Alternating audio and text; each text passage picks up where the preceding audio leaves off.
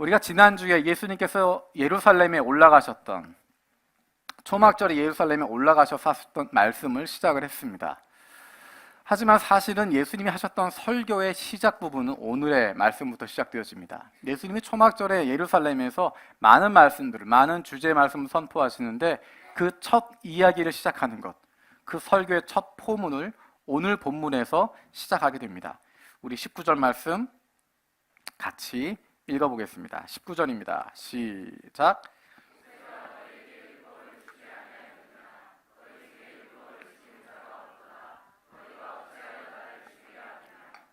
너희가 어찌하여 나를 죽이려 하느냐라고 시작하고 있습니다. 여러분 기억하시는 것처럼 요한복음 5장에서 예수님께서 지난번 6월절에 예루살렘에 올라가셔서 놀라운 일을 행하셨습니다. 베데스다 연못에서 38년 된 병자를 고치신 일입니다. 그것은 놀라운 일이긴 하지만 사실은 그것이 문제가 되는 것은 아닙니다. 문제는 무엇이냐면 그날이 안식일이었다는 것입니다. 예수님께서 38년 된 병자를 하루 더 두어도 되는데, 혹은 요한복음 4장 5절을 읽어도 예수님이 바쁘셨다는 이야기가 없는데 하루 일찍 가셔서 고치셔도 됐는데 하필이면 안식일에 그를 고쳤던 것입니다. 안식일에 고치셔도 조용하게 너와 나 둘만 아는 비밀이다라고 이야기하시고 그 귀에 대시고 네 병 나았으니 고침을 받았으니 돌아가라 이야기하셔도 괜찮은데, 예수님 사람들 앞에서 모두가 볼 수 있도록 네 자리를 들고 가라라고 이야기합니다. 그가 누워 있었던 그 자리를 들고 움직이라는 것입니다. 안식일인데, 안식일에 병을 고친 것만으로도 부족해서 그 사람으로 하여금 움직이라고, 일을 하라고 이야기하고 있습니다. 그것은 의도적으로 안식일의 규정을 어기는 것입니다. 사람들이 가지고 있었던 안식일엔 이러면 안 된다, 안식일엔 병 고치면 안 된다, 안식일엔 의료 행위를 하면 안 된다, 안식일엔 일을 하면 안 된다라고 하는 그것을 의도적으로 어기시기 위해서, 그 규례를 의도적으로 어기시기 위해서 그렇게 말씀하고 계십니다. 그리고 예수님이 말씀하십니다. 아버지께서 일하시니 나도 일한다. 안식일 어기는 것뿐만 아니라 아버지께서 일하시니, 하나님께서 일하시니 나도 일한다라고 이야기하면서 하나님과 내가 동등하다라고, 내가 하나님의 아들이라고 이야기하고 있습니다. 사람들은 예수님을 죽이려고 작정했습니다. 우리가 읽었던 5장 18절의 본문처럼 유대인들이 이로 말미암아 더욱 예수를 죽이고자 하니 이는 안식일을 범할 뿐만 아니라 하나님을 자기의 친아버지라 하여 자기를 하나님과 동등으로 삼으심이로라. 그들이 예수를 박해하기로 결정할 뿐만 아니라 죽이기로 작정했다라고 이야기합니다. 그래, 그것은 그들만 가지고 있는 비밀이 아니라 모두에게 공개되어져 있는, 누구나 그렇게 알고 있는. 그래서 7장 1절에서도 예수를 죽이려 하기 때문에 예수님이 유대로 내려가지 않으셨다라고 이야기합니다. 그리고 오늘 읽었던 본문 뒤에 이어지는 7장 25절에서도 사람들이, 이미 예루살렘에 있는 사람들은 이 유대 종교 지도자들이 예수를 죽이려고 한다고 하는 것을 모두가 알고 있었다고 하는 것 보여주고 있습니다. 우리 함께 읽겠습니다. 7장 25절입니다. 같이 읽겠습니다. 시작. 어떤 사람이 말하되 이는 그들이 죽이고자 하는 그 사람이 아니냐. 예수를 죽이려고 하고 있는데 예수님께서 먼저 이야기하시는 것입니다. 너희가 나를 왜 죽이려고 하느냐? 너희가 나를 왜 죽이려고 하느냐? 그랬더니 사람들이 이렇게 대답합니다. 20절입니다. 같이 읽어보겠습니다. 시작. 당신은 귀신이 들렸도다. 누가 당신을 죽이려 하나이까? 당신이 착각하고 있다, 그 이야기를 하는 것이 아닙니다. 당신이 귀신 들렸다라고 이야기하는 것, 사실 예수님이 행하셨던 놀라운 기적들, 38년 된 병자를 고치셨던 것 부정할 수 없는 일입니다. 예루살렘에 계시면서 많은 이적들을 행하셨고 보리떡 5개와 물고기 2마리로 수많은 사람들을 배불리 먹이셨고, 그래서 사람들이 이분은 하늘에서 오신 분이구나, 하늘에서 온 바로 그 선지자구나, 메시아가 아니면 이런 일을 행할 수 없다라고 고백할 정도로 누구도 부정할 수 없는, 누구도 모른 척할 수 없는 놀라운 이적들을 이미 행하고 계셨습니다. 거기에 대해서 이 사람들은 그것을 어떻게 해석하는가? 그것은 귀신 들렸기 때문이다라고 이야기합니다. 신적인 능력을 가지고 있는데 그것이 하나님으로부터 온 것이 아니라, 하나님이 보내신 그 선지자가 아니라, 그 메시아가 아니라 하나님의 아들로서가 아니라 그리스도로서 메시아로서가 아니라 귀신 들렸기 때문이다. 귀신의 힘을 입어서 저러는 거다. 마태복음에 보면 예수님이 향해서 바알세불의 힘을 입었다라고 이야기합니다. 하나님의 아들이 아버지께서 일하시니 나도 일한다 말씀하시고 하나님의 능력으로 그 놀라운 일들을 행하고 있음에도 불구하고 그 하나님의 이름을 찬양하는 것이 아니라 예수를 바라보며 나의 주 나의 하나님이라고 고백하는 것이 아니라 오히려 그 주님을 향해서 그 예수님을 향해서 그 하나님의 아들을 향해서 이 땅에 오신 하나님을 향해서 당신은 귀신 들렸다라고 이야기하고 당신은 악령이 찧었다고 이야기하고 당신은 바알세불이라고 이야기하는, 유대인들이 예수를 죽이려고 하는 그 이유는 안식일을 범했다라는 것과 예수님이 하나님과 자신을 동등됨으로 여기기 때문에 신성모독이라고 이야기하고 있는데, 실상은 바로 그 유대인들이, 바로 그 유대의 종교 지도자들이 하늘로부터 오신 하나님의 아들을, 이 땅에 오신 그 하나님을 향하여서 귀신이라고 이야기하고 귀신 들렸다고 이야기하고 바알세불 힘 입었다고 이야기하는 것, 그것이야말로 하나님을 모독하는 신성 모독의 행위인 것입니다. 그래서 예수님은 그들에게 분명하게 이야기하고 있습니다. 너희들은 그런 말할 자격 없다라고 이야기합니다. 너희들이 나를 죽이려고 하지만, 너희들 그런 이유를 가지고 율법을 가지고 나를 죽이려고 하지만 너희들은 그럴 자격 없다라고 이야기합니다. 우리 19절 말씀 다시 한번 읽어보겠습니다. 19절입니다. 시작. 너희 중에 율법을 지키는 자가 없도다. 너희가 어찌하여 나를 죽이려 하느냐. 유대 종교 지도자들은 자신들이 가지고 있는 그 율법 규정, 안식일 규정, 그것을 지키지 않았다는 이유로 예수님을 죽이려고 하고 있는데, 문제 삼으려고 했는데, 예수님 오히려 이렇게 이야기합니다. 너희들 중에 율법을 지키는 자가 아무도 없다라고 이야기하는 것입니다. 그들이 안식일을 지키고 있지만, 안식일에 관련된 규정들을 지키고 있지만 그 진정한 의미가 무엇인지 관심을 갖지 않았다는 것입니다.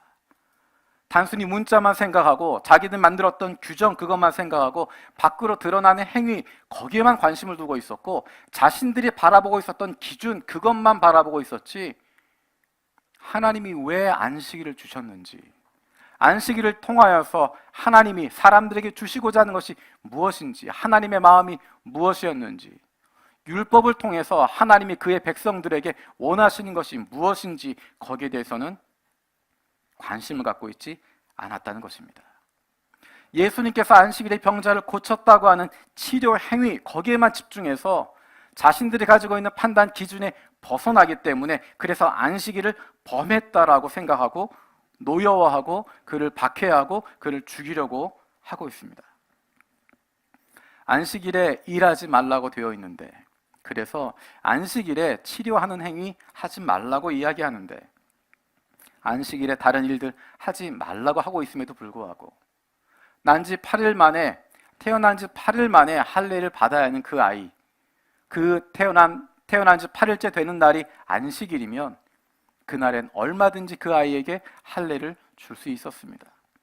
안식일이라고 하는 규정이 있었지만, 그날 다른 일 하면 안 된다라고 이야기했지만, 의료 행위하면 안 된다라고 이야기했지만, 할례를 지키기 위해서, 그것을 위해선 안식일을 범할 수도 있는 것이었습니다. 할례를 받는다고 하는 것, 그것이 훨씬 더 높은 상위법이었기 때문에, 그것이라 상위법이라고 판단했기 때문에 안식을 범할 수 있다고 생각한 것입니다. 그래서 예수님께서 23절의 말씀을 하고 계시는 것입니다. 우리 23절 읽어보겠습니다. 23절입니다. 시작. 범하지 아니하려고 사람이 안식일에도 할례를 받는 일이 있거든. 안식일에 사람의 전신을 건전하게 한 것으로 너희가 내게 노여워하느냐. 안식일에 할례를 받는 것도 가능한데, 그것뿐만 아니라 한 사람 38년 동안 병의 노예가 되어져 있었고, 그 가정도 파괴되어져 있었고, 사회적으로 버림받고 있었던, 종교적으로도 죄인이라고 취급받게 되어지면서 하나님과 관계에 끊어져 있었던, 어둠 가운데 있었던 그 사람의 생명을 살렸는데, 그 사람의 온 몸을 건강하게 만들어 주었는데, 그를 회복시켜 주었는데, 이게 무슨 문제냐라고 이야기합니다. 사람들이 율법을 이야기하고 있었지만 그 정신은 알지 못하고 겉으로 드러난 모습 거기에만 붙잡혀 있고 그들이 세운 기준만 바라보면서 그 중심의 뜻을 깨닫지 못하고 있었던 것입니다. 왜 율법이 그렇게 있는지, 왜 안식일의 규정이 그렇게 있는지에 대해서 생각하지 않고 오히려 그들의 마음은 자신들의 기준에 붙잡혀 있었습니다. 그래서 그것 가지고 다른 사람 판단하고 그것으로 자신들을 돌아보고 자신들이 의롭다라고 생각하고 있었던 것입니다. 율법을 지키는 것 같았는데 그 규정들 제대로 지키는 것 같았지만 그 정신에 대해서는, 그것을 주신 하나님의 마음에 대해서는 관심이 없었기 때문에 그들은 겉으로 보기에 율법을 지키는 것처럼 보이지만 실제로 그들은 율법을 지키지 않는 사람들이었습니다. 단지 그 율법 조항, 그 문자에만 사로잡혀 있고 그것을 판단과 정죄의 기준으로 삼고 있었을 뿐입니다. 그래서 예수님이 19절에서 너희 중에 율법을 지키는 자가 없다라고 이야기합니다. 그들은 겉으로 드러난 모습에, 외모에 집중하고 있었고 그것에 사로잡혀 있었고 외모로 판단하기 때문입니다. 24절 말씀 같이 읽겠습니다. 24절입니다. 시작. 외모로 판단하지 말고 공의롭게 판단하라 하시니라. 외모로 판단하지 말고 겉으로 드러난 것 가지고 판단하지 말고 눈에 보이는 것 가지고 너희들이 가지고 있는 그 기준 가지고 말하지 말고. 여러분 이 말씀을 볼 때 생각나는 구절도 있지 않으십니까? 구약 성경에 하나님께서 다윗을 보시면서 하셨던 말씀이 있습니다. 우리 함께 찾아보겠습니다. 사무엘상 16장 7절입니다. 사무엘상 16장 7절 말씀 같이 읽겠습니다. 시작.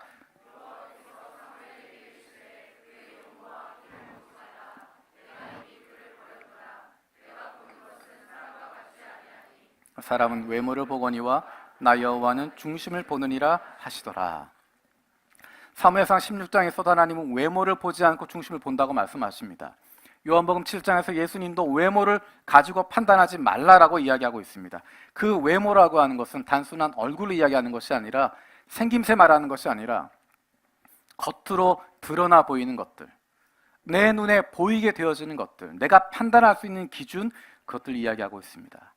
겉으로 나타나는 행동까지 포함해서 이야기하고 있습니다. 사람은 외모를 보지만 눈에 보이는 것, 내 기준을 가지고 판단하고 그것에 의해서 이야기하고 있지만 하나님은 그렇지 않다는 것입니다. 사람들은 예수님을 보면서 그렇게 이야기합니다. 예수님이 병 고치는 행동, 그것이 안식일 규정에 어긋나기 때문에 죄라고 이야기하고, 안식일을 어기는 것, 그것이 그들이 가지고 있는 율법에 맞지 않기 때문에 이 사람은 죽어야 된다고 이야기하고, 지난주에 살펴보았던 15절 말씀에 보면 예수님 향하여서 이 사람은 배운 게 없는데 라고 이야기합니다. 랍비 교육 정식으로 받지 않았던 사람인데 라고 하면서 예수님의 모습을 판단하고 있습니다. 예수님께서는 외모로 판단하지 말라고 말씀하시고, 하나님께서 우리에게 사람을 외모로 보지 말라고 이야기하고 계십니다. 그것은 하나님의 기준과 다른 모습, 우리의 기준에 따라서 판단하지 말라는 것입니다. 우리는 외모에 눈을 돌리게 되어져 있습니다. 겉모습에, 겉으로 드러나는 것에 우리의 시선을 빼앗기게 되어 있습니다. 우리의 눈이 고정되어지는 그 외모, 겉모습, 겉으로 드러나는 것들, 어떤 것들일까? 세 가지를 들 수 있습니다. 첫 번째는 다른 사람의 겉모습에 눈을 고정하게 됩니다. 누군가를 만나게 될 때, 어떤 일을 보게 될 때 쉽게 판단하는 것입니다. 세상의 기준으로, 사람들의 기준으로 보고 그대로 판단해버리는 것입니다. 그냥 눈에 보이는 대로, 그냥 귀에 들리는 대로, 다른 사람들 말하는 대로, 머릿속에 생각나는 대로 그 자리에서 바로 판단해버리는 것입니다. 시간을 쓰지 않겠다는 것입니다. 내 노력을 들이지 않겠다는 것입니다. 관심을 두지 않겠다는 것입니다. 그냥 보이는 대로, 들리는 대로, 머릿속에 떠오르는 대로 판단하고 결정하고 그렇게 만들어버리겠다는 것입니다. 그 사람을 위해서, 그 일을 위해서 내가 좀 더 고민하고 좀 더 시간을 두고 좀 더 천천히 가는 것이 아니라 노력하지 않고 시간 쓰지 않고 배려하지 않고 그냥 끝내버리겠다는 것입니다. 여러분, 첫눈에 반한다 표현 아시죠? 혹시 첫눈에 반해서 결혼하셔서 지금까지 계신 분들 많이 계십니까? 첫눈에 반해서 결혼해서 지금까지 계신 분들은 보통 첫눈에 반했다, 중간에 마음 상했다가 다시 괜찮아진 경우가 많을 겁니다. 첫눈에 반해서 그래서 결혼해서 지금까지 행복하게 살다 그렇게 갔다라는 경우는 참 찾기 어렵습니다. 연애하는 우리 청년들한테 이야기하고 싶습니다. 첫눈에 반해서 결혼한다, 그런 일 없습니다. 그렇게 결혼하면 힘들어집니다. 시간을 두고 알아가는 것입니다. 첫인상 가지고 모든 걸 결정하는 건 아닙니다. 처음 보는 것 그럴듯해 보이지만 때로는, 대부분의 경우에는 첫인상 별로였는데 처음 그 사람 만났을 때 뭐 이런 사람이 있나 싶었는데 때로는 2, 3년 지나갈 동안 그 사람이 있었는지도 모를 정도로 별 관심 없었는데 시간이 지나고 나니까 그 사람을 조금씩 알아가고 나니까 사랑하게 되고 좋아하게 되고 함께 결혼하게 되어지는, 그리고 아름다운 인생을 만들어갈 수 있는 일들이 생기게 되어지는 것입니다. 첫눈에 반하는 것보다 시간을 두고 천천히 다가올 수 있는 사람, 첫눈에 한 번에 뜨거운 마음 갖는 것이 아니라 시간을 두고 한 호흡 두고 만나게 되어지는 것. 그래서 일반적으로 연애할 때 그렇게 이야기합니다. 내 계절을 다 지나고 나서 결정하라고 이야기합니다. 봄에만 좋은 사람이 있고, 여름에만 화끈한 사람이 있고, 가을에만 센티멘탈한 사람이 있고, 겨울에만 쿨한 사람이 있습니다. 사계절 다 지나가 봐야 이 사람이 어떤 사람인지 알 수 있습니다. 기다려야 됩니다. 혹시 여러분 가운데 쇼핑 중독 있는 분 계십니까? 어디에 가든지 어느 쇼핑몰이든 매장에 가서 딱 보면 아무 생각 없었지만 보는 순간에 바로 이거야, 내가 찾고 있었던 게 바로 이거야, 나한테 이게 꼭 필요해라고 생각이 들어서 자기도 모르게 사게 되는 분 혹시 계십니까? 어떻게 하면 피할 수 있을까? 잠시 기다리면 됩니다. 두세 층만 더 돌아다니고 그리고 돌아와서 보면 내가 왜 그랬지라는 생각을 하게 됩니다. 여전히 그 생각이 들면 하루 지나고 가보면 됩니다. 그러면 그 마음이 정리가 됩니다. 첫눈에 반한 것 같은데 조금 시간을 두면 냉정하게 생각할 수 있고 다시 한번 판단하게 되어집니다. 인터넷 쇼핑도 마찬가지입니다. 인터넷 쇼핑 쭉 하다가 이건 나한테 꼭 필요한 거야, 이건 나한테 없으면 안 되는 거야 생각되지만 그 생각 들 때 장바구니에 담아두시고 로그아웃 한 다음에 그 다음날 들어가서 다시 한번 보시면 내가 미쳤지. 시간을 두고 좀 더 고민할 필요가 있습니다. 빨리 결정하는 것 아닙니다. 특별히 사람과의 관계 그렇습니다. 어떤 사람 첫눈에 이렇구나라고 판단하는 것이 아니라 시간을 두고 결정하는 것이고 천천히 가는 것이고 관심을 두는 것이고 그 사람을 위해서 시간을 내어주는 것입니다. 두 번째로 우리는 다른 사람이 보는 나의 모습에 고정되어 있습니다. 다른 사람이 나를 어떻게 볼까, 어떻게 평가할까, 그 기준을 갖게 되어집니다. 내가 다른 사람을 보는 기준을 가지고 나를 다시 한번 돌아보는 것입니다. 나를 어떻게 사람들이 평가할까, 나를 어떻게 보고 있을까, 내 겉모습을, 내 학력을, 내가 그동안 했던 경험들을 어떻게 생각할까, 그것에 대해서 늘 관심을 갖게 되어집니다. 그리고 다른 사람들의 평가에 예민하게 됩니다. 그것은 좋은 것도 마찬가지고 나쁜 것도 마찬가지입니다. 샤워하고 나와서 거울을 볼 때 사람들의 반응은 크게 둘로 나누어집니다. 어떤 사람들은 샤워하고 나와서 거울 보면서 굉장히 뿌듯한 얼굴을 짓습니다. 눈을 봐도 멋있고 눈썹을 봐도 멋있고 세상에 이 정도의 코는 없는 것 같고, 그래서 거울을 보면서 뭔가 막 몸자랑을 해보기도 하고 매력 포인트를 찾아보기도 하고, 어제와 똑같은 모습이지만 오늘은 뭔가 근육이 더 나와 있는 것처럼 포즈를 잡기도 합니다. 기분 좋은 모습으로 나옵니다.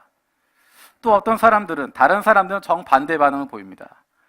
다 예쁘고 다 좋은데도 왜 눈 밑에 이게 있을까? 왜 내 얼굴 옆에 이런 점이 있을까? 그것만 쳐다보게 되고, 머리 스타일이 안 어울린다는 것만 쳐다보게 되고, 예쁜 것, 좋은 것이 아니라 마음에 들지 않는 것만 보고, 그래서 기분이 상하고 아침부터 마음이 힘들어지는, 그래서 오늘 하루는 그것을 어떻게 감출까? 어떻게 사람들의 시선을 다른 데로 보낼 수 있을까? 그것을 고민하게 되어집니다.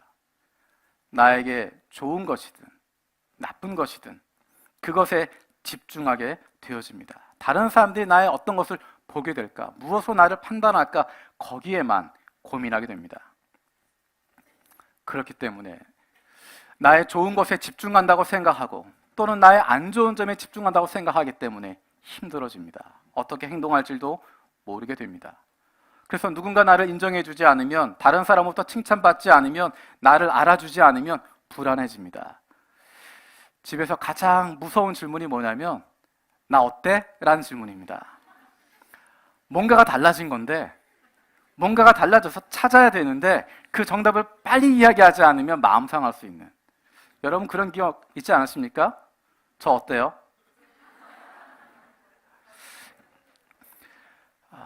다른 사람이 날 인정해주지 않으면, 다른 사람보다 칭찬받지 않으면, 날 알아주지 않으면 불안해지는 마음들을 갖게 됩니다.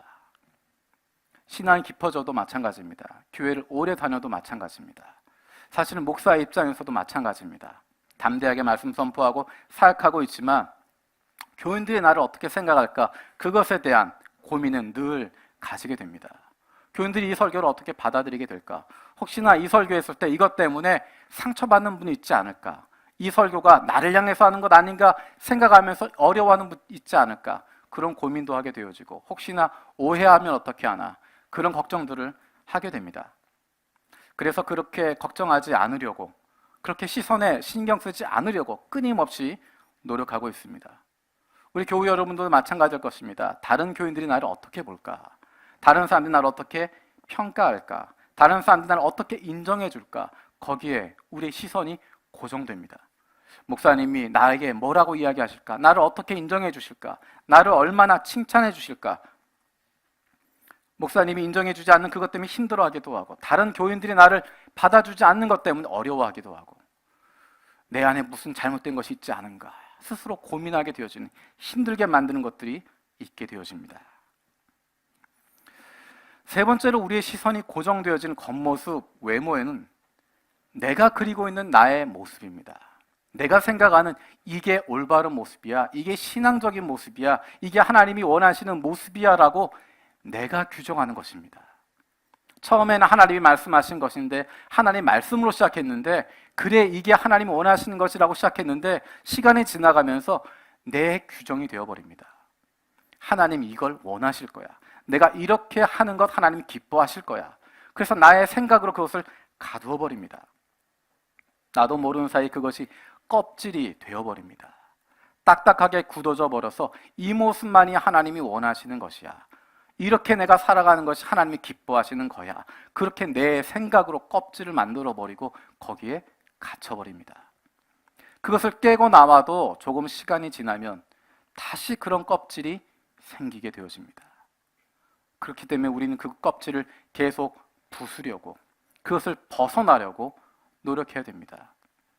그래서 성경은 우리에게 선주로 생각하면 조심하라고 이야기합니다. 내가 그 뜻 안다고 생각하면, 내가 되었다라고 생각하면 조심해야 된다고, 경계해야 한다고, 마음 가운데 조심하는 마음이 있어야 된다라고 말씀하십니다. 혹시 여러분 이런 생각하신지 모르겠습니다. 겉으로 보이는 게, 외모가 다 나쁜 겁니까? 꼭 그게 나쁘다고 이야기할 수 있습니까? 아닙니다. 그렇지 않습니다. 문제는 그 중심이 어디에 있느냐라고 하는 것입니다. 그 중심을 잃어버리고 있으면 겉으로 보이는 그것의 의미가 사라진다는 것입니다. 오늘 예배하는 여러분들 좌석이 좀 달라지지 않았습니까? 가운데 계신 분들은 그대로 있지만 양쪽 날개 계신 분들은 자세가 좀 달라졌습니다. 어떠세요? 예배드리는 느낌이? 예, 좋습니다. 어제 한일중 예배 위원들이 함께 모여서 같이 의자배를 맞추고 준비했습니다. 겉모습이 달라졌습니다. 우리 앞에 보시면 녹색 천이 드리워져 있습니다. 이 전에 있던 색깔이 뭔지 기억하십니까? 빨간색, 흰색, 파란색, 노란색, 보라색. 지금 여기 있는 이 색깔을 교회력에 따라서 지금 색깔을 바꾸고 있습니다. 그것을 예전 색상이라고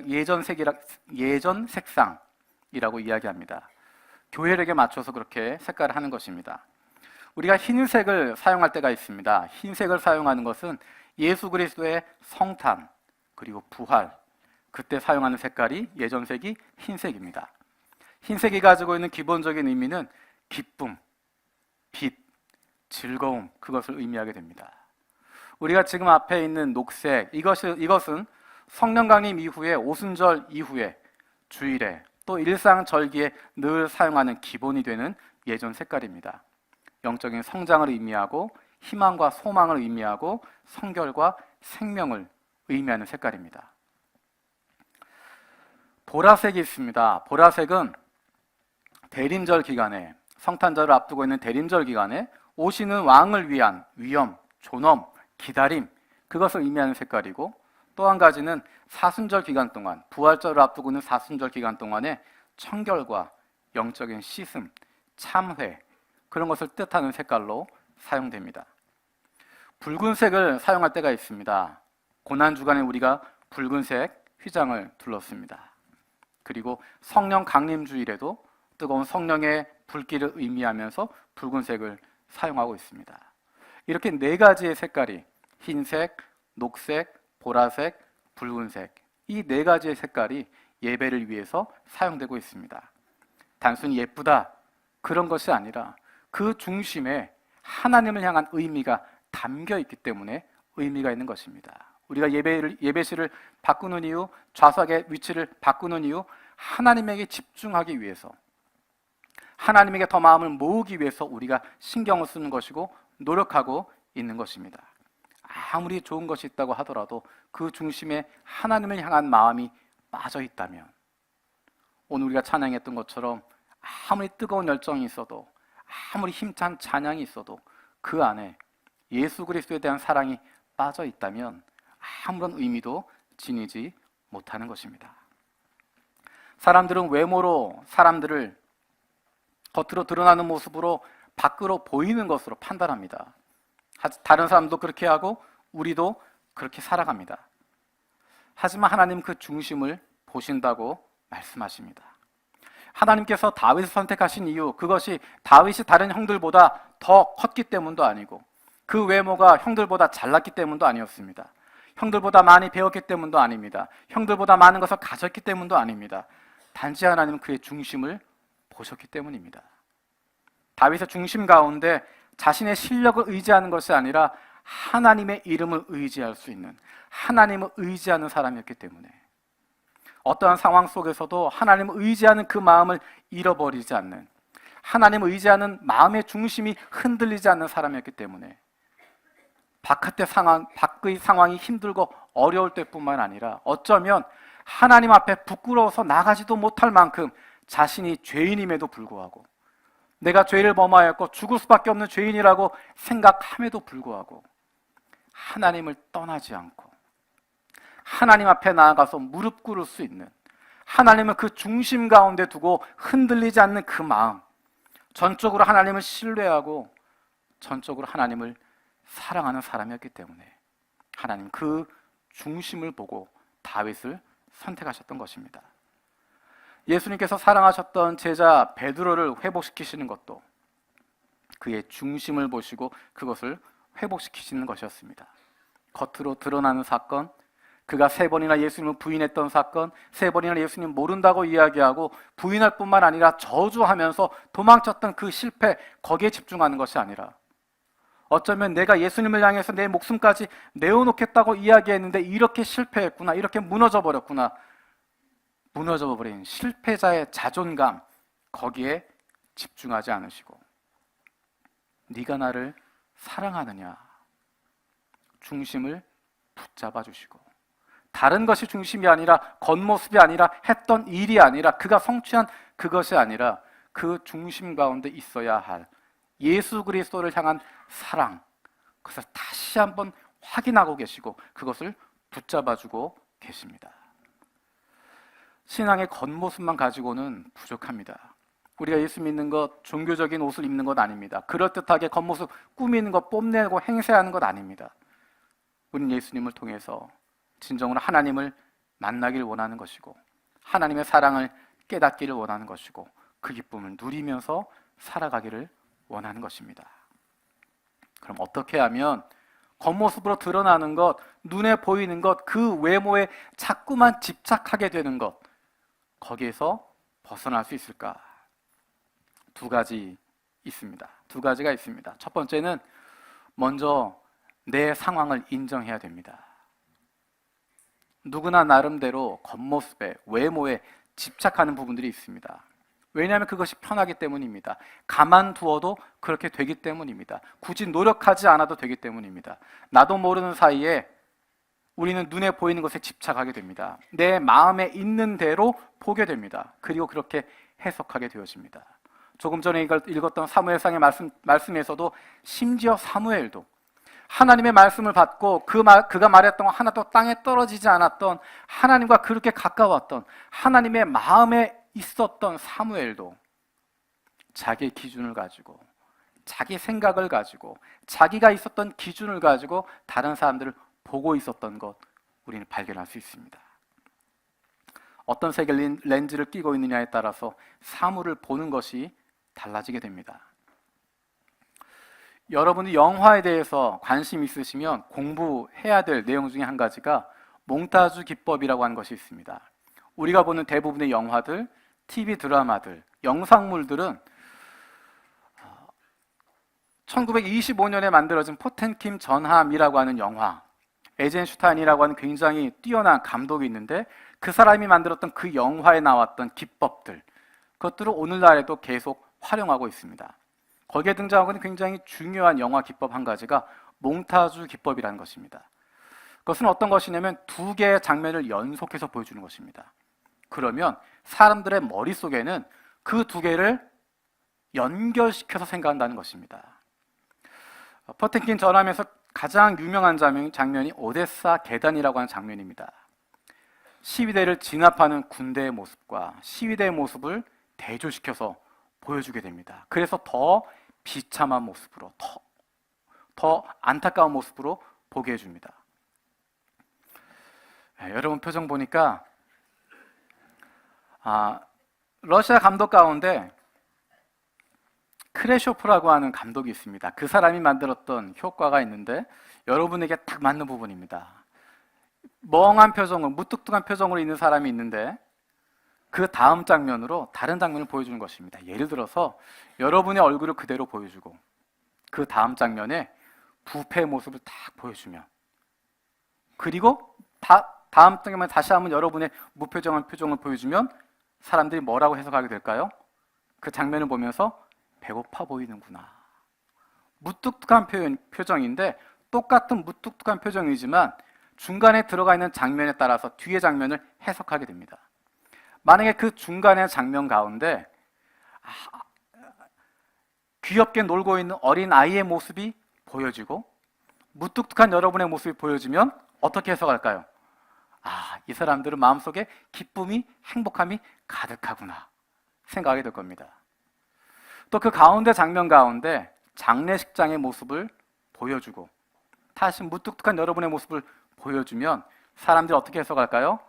모두가 슬프지만 그 슬픔을 참고 있구나 라고 보게 됩니다. 무슨 이야기냐면 우리가 가지고 있는 생각에 따라서 다르게 판단하게 된다는 것입니다. 똑같은 일이지만, 똑같은 모습이지만 내가 가지고 있는 생각, 내가 무엇을 담고 있느냐에 따라서 다르게 해석하게 된다는 것입니다. 인정한다고 하는 것, 나에게 그런 한계가 있다고 하는 것을 인정한다는 것은 그냥 내버려 두겠다는 것이 아닙니다. 나는 그런 한계가 있기 때문에 내가 중간에 쌓아둔 그것으로 다르게 해석한다고 하는 걸 알기 때문에 무엇을 쌓아둘까를 결정하는 것입니다. 그 안에 나의 판단의 근거가 되어지는 것을 우리가 채워야 한다는 것입니다. 평소에 겉모습을 인정받는 것, 다른 사람들에게 듣는 이야기를 판단의 기준으로 삼았다고 하면 그렇게 흘러가는 것이지만 그 자리에 다른 것을 채운다면, 그 자리에 나를 향하신 하나님의 사랑으로 채워 넣는다면 그 자리에 하나님을 향한 나의 그 사랑으로 채워 넣는다고 하면 우리는 다른 기준으로 보게 된다는 것입니다. 우리가 그런 한계가 있다고 하는 걸 인정하면서 기억해야 될 또 한 가지는, 그렇기 때문에 말을 조심해야 되는 것입니다. 평소에 내가 말할 때 외모를 중심으로, 겉으로 보이는 모습을 중심으로, 겉으로 나타나는 것 중심으로 이야기한다고 한다면 그것을 피해야 하는 것입니다.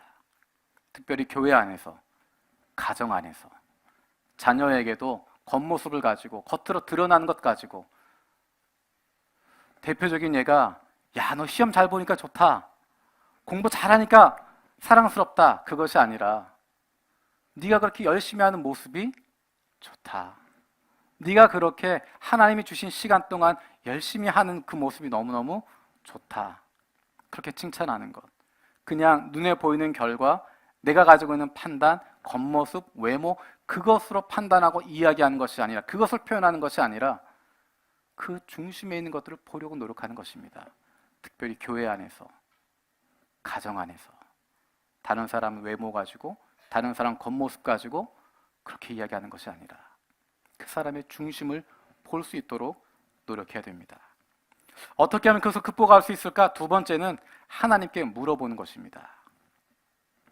사무엘에게 말하셨던 하나님 기억하십시오. 사무엘이 그렇게 영적인 사람이었지만 나름대로 기준을 가지고 다윗의 형들을 보고 있습니다. 아, 이 사람 정도면 하나님이 기뻐할 만하겠구나, 이 사람 정도면 하나님이 원하시는 왕의 모습이겠구나, 나름대로 생각합니다. 그리고 기름을 붓는가? 아닙니다. 그렇게 생각하지만 기다리고 있습니다. 하나님이 뭐라고 말씀하시는지, 하나님의 마음이 어떤 것인지 기다리고 있습니다. 자기 마음대로 행동하지 않습니다. 내 판단 섰지만, 난 이렇게 보이지만 하나님께 내어드리고 기다리고 있습니다. 하나님은 어떻게 생각하십니까? 하나님이 원하시는 것이 무엇입니까? 서둘러서 다른 사람 판단하고 그것으로 단정짓지 않는 것입니다. 먼저 그런 생각 들지만, 먼저 그런 판단 내 머릿속에 다가오지만 그것 미뤄두는 것이고, 의도적으로 뒤로 보내는 것이고, 서둘러서 판단하지 않고 서둘러서 단정하지 않는 것입니다. 하나님께 내 마음을 드리고 하나님이 어떻게 생각하시는지 물어보는 것입니다. 그렇게 기도하는 것입니다. 하나님 우리의 약함을 아시기 때문에 우리에게 알려주십니다. 야단치지 않으시고 혼내지 않으시고 우리의 마음을 바꿔주십니다. 우리의 마음을 주님께 내어드리고 하나님 원하시는 대로 바꾸겠습니다라고 마음 먹고 있으면 하나님이 우리의 마음을 바꿔주십니다. 제가 결혼을 앞둔 부모님과 자녀, 더 쉽게 이야기하면 시어머니 될 분과 며느리 될 사람 상담을 여러 번 해봤습니다. 그 이후에는 시어머니가 된 분과 며느리가 된 사람들, 본인들은 잘 모르지만 이야기 듣다 보면 아, 이 권사님, 이 집사님이구나 연결되어질 수 있는 그런 케이스를 굉장히 많이 봤습니다. 어머니들이, 시어머니들이 주로 많이 하시는 며느리에 대한 그 시어머니들 교회 생활 좀 열심히 하시고 권사님 되시고 뭐 부장도 되시고 정말 봉사 많이 하시는 시어머니들이 공통적으로 말씀하시는 며느리에 대한 기도 제목이 있습니다. 뭘까요? 어떤 제목을 이야기할까요? 예수만 잘 믿으면 됩니다. 제가 쭉 살펴봤는데요, 예수만 잘 믿어서 며느리 삼은 어머니 별로 안 계십니다.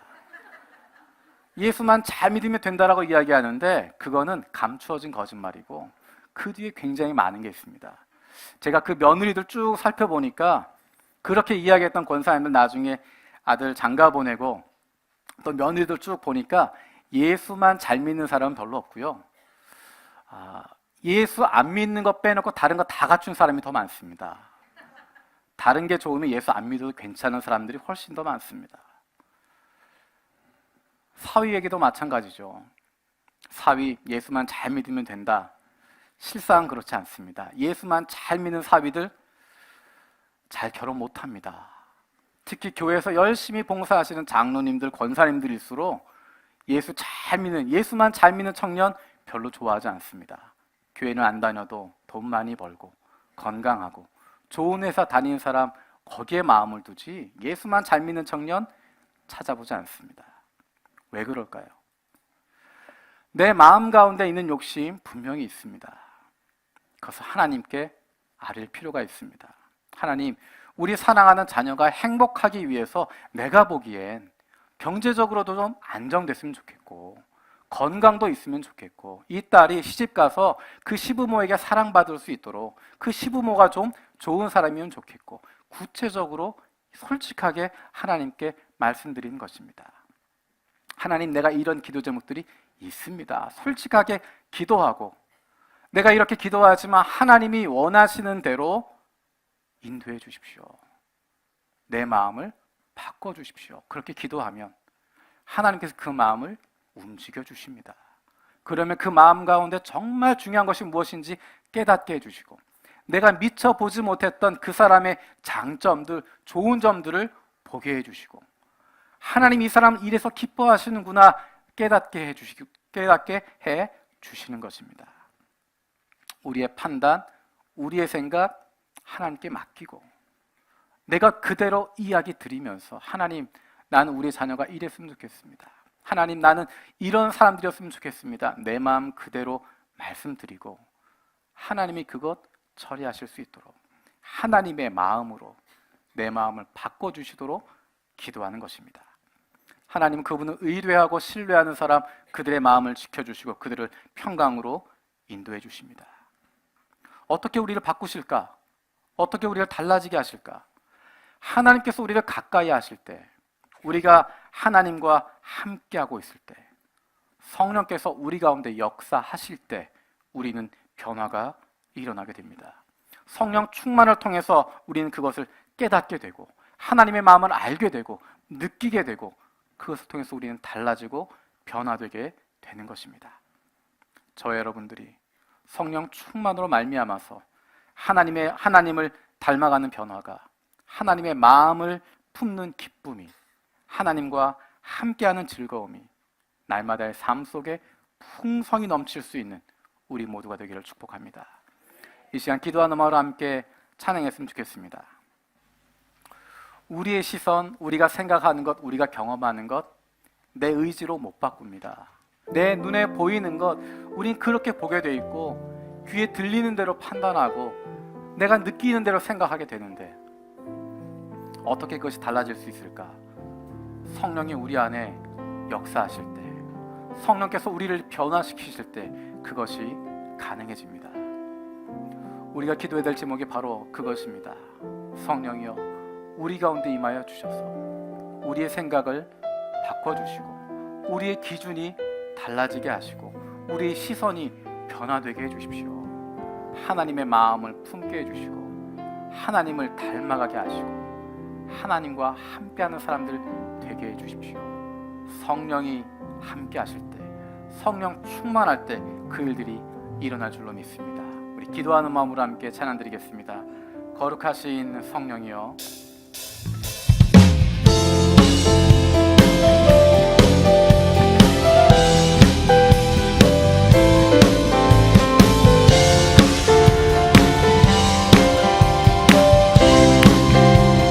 거룩하신 성령이여,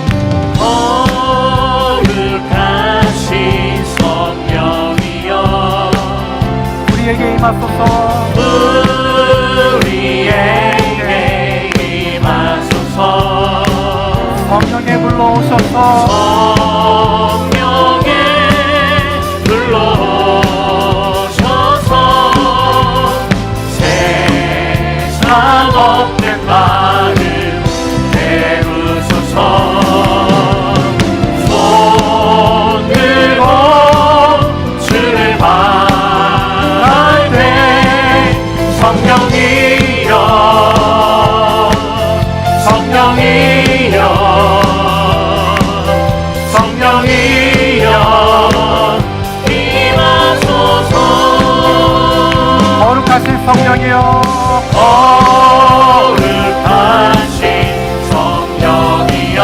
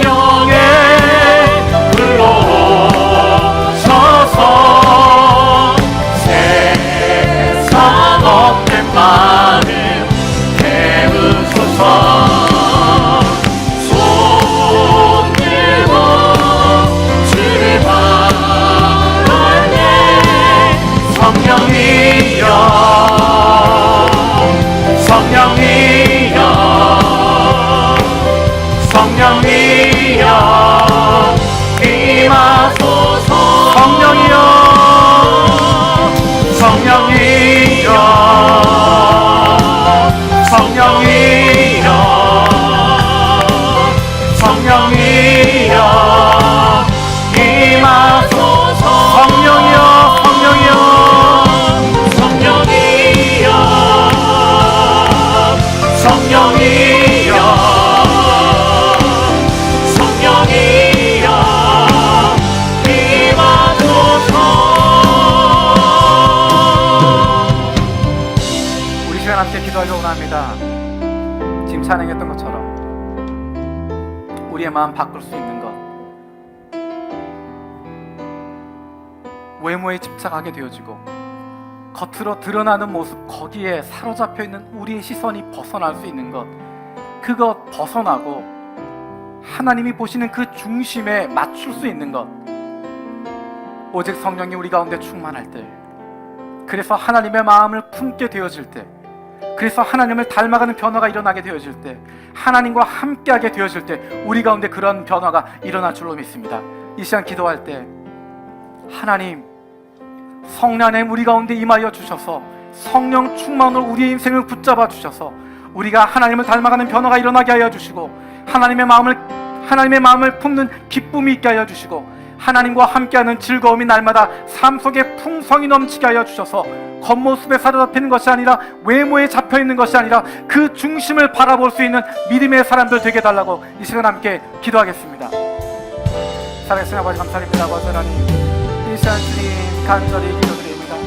하나님, 우리는 아버지 우리 시선은 겉모습에 아버지 하나님 붙잡혀 있습니다. 외모에 사로잡혀 있습니다. 겉으로 드러나는 것에 붙잡혀 있습니다. 인정받는 것에 붙잡혀 있습니다. 아버지 하나님, 그것을 벗어나게 하여 주시옵소서. 하나님, 그것이 아니라 우리의 중심을 바라보게 하여 주시고 하나님의 마음을 품게 하여 주시고 하나님의 마음 가지고 나가서 도와주는 하나님 아버지를 새롭게 하여 주시옵소서. 하나님, 우리가 그 마음을 가지고 하나님의 마음을 가지고 다른 사람 보게 하여 주시고 나를 보게 하여 주시고 우리 공동체를 바라볼 수 있도록 주님 역사해 주시고 함께 하여 주시옵소서. 우리를 바꾸어 주시옵소서. 우리를 새롭게 하여 주시옵소서. 우리를 변화시켜 주시고 달라지게 하여 주시고 주님의 마음을 품게 하여 주시옵소서. 우리 가운데 역사하여 주시옵소서. 살아계신 아버지 하나님 감사드립니다. 하나님, 우리는 신앙으로 산다고 이야기하지만 믿음으로 살아간다고 이야기하지만 나도 모르는 사이에 자꾸만 겉모습에 집중하게 되고 겉으로 나타나는 것에 시선을 두게 되고 다른 사람들이 나를 어떻게 볼까, 나를 어떻게 인정할까, 거기에 마음이 불안하고 초조하고 그것에 흔들립니다. 하나님, 우리의 마음의 중심이 하나님을 향하게 하여 주시고 성령 충만으로 말미암아 우리가 하나님을 닮아가게 하여 주시고 하나님과 함께하는 기쁨이 우리 가운데 있게 하여 주셔서 하나님의 마음을 품게 되어서 우리가 겉모습이 아니라 밖으로 드러나는 것이 아니라 우리를 향하신 하나님의 마음에 집중하게 하시고 하나님의 사랑 가운데 사로잡히게 해주시고 우리 안에는 주님을 향한 사랑만 가득 찰 수 있도록 우리를 변화시켜 주시옵소서. 감사드리고 예수님의 이름으로 기도드립니다. 아멘.